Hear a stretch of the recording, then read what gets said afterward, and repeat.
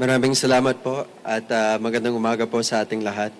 Ako po si Brian Po, ang anak ni Senator Grace Po, apo ni FPJ at first nominee ng FPJ Panday Bayanihan Party List.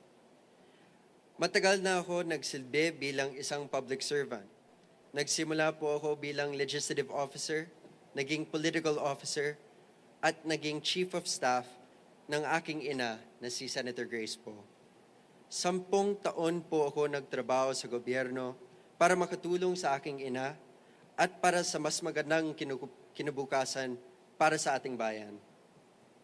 Nag-aral ako ng sustainability, ng national security, at public administration.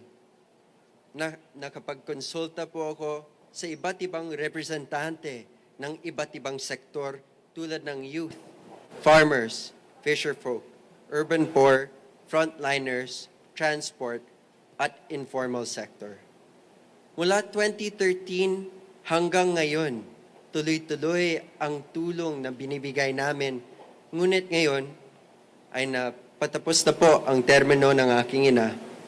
Importante na ituloy namin ang kanyang legislative agenda at ang pangarap ni FPJ para sa bayan.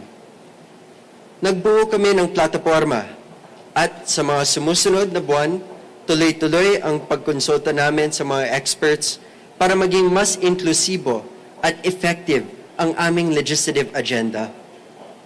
Dati po ito foundation, ngunit hindi pwede puro pamimigay lamang.